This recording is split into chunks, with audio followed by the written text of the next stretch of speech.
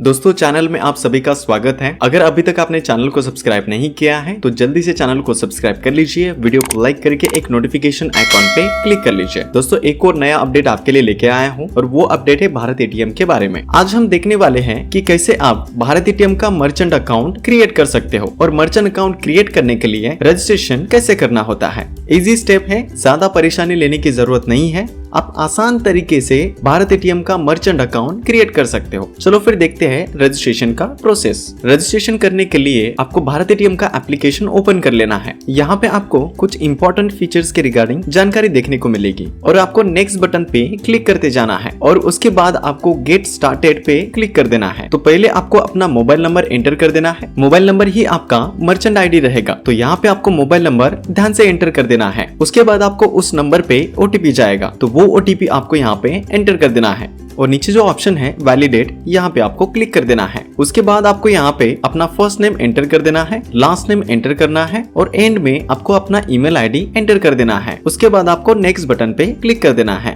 दोस्तों अगला स्टेप रहेगा अपनी शॉप का नाम एंटर करने के रिगार्डिंग। तो अपना शॉप का नाम यहाँ पे एंटर कर देना है। उसके बाद आपका दुकान कौन से कैटेगरी में आता है वो कैटेगरी आपको यहाँ पे सेलेक्ट कर देना है। अगर आपका जीएसटी नंबर है तो एंटर कर दीजिए, अगर आपका जीएसटी नंबर नहीं है तो आप इसको स्किप कर सकते हो। उसके बाद आपको नेक्स्ट बटन पे क्लिक कर देना है। यहाँ पे बस आपको अपना पिन कोड एंटर कर देना है। जैसे ही आप पिन कोड एंटर कर देंगे, पिन कोड के हिसाब से जो लोकेशन की डिटेल्स है वो ऑटोमेटिक यहाँ पे आ जाएगी।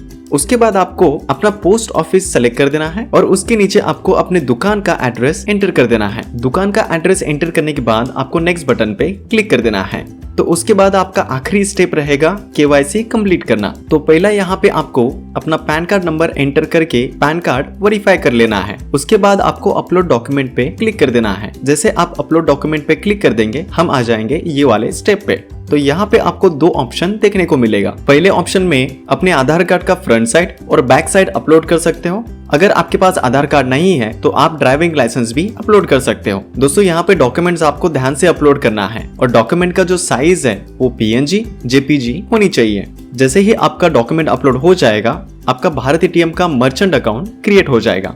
जैसे आपका मर्चेंट अकाउंट क्रिएट हो जाएगा तो यहाँ पे जो ऑप्शन आपको देखने को मिल रहा है गो टू डैशबोर्ड पे आपको क्लिक कर देना है। तो आप आ जाओगे भारत एटीएम एप्लीकेशन के डैशबोर्ड पे। भारत एटीएम एप्लीकेशन का डैशबोर्ड आपको कुछ इस तरीके से देखने को मिलेगा। तो दोस्तों जैसे मैंने आपको बताया है तो स्टेप बाय स्टेप आप प्रोसेस कंप्लीट कीजिए और भारत एटीएम का मर्चेंट अकाउंट क्रिएट कीजिए। तो दोस्तों आज के अपडेट में इतना ही। मिलते हैं अगले नए कुछ इंटरेस्टिंग अपडेट के साथ। तब तक आप चैनल के साथ जुड़े रहें, चैनल को सब्सक्राइब कर लीजिएगा, वीडियो को लाइक करके एक नोटिफिकेशन आइकॉन पे क्लिक कर लीजिएगा।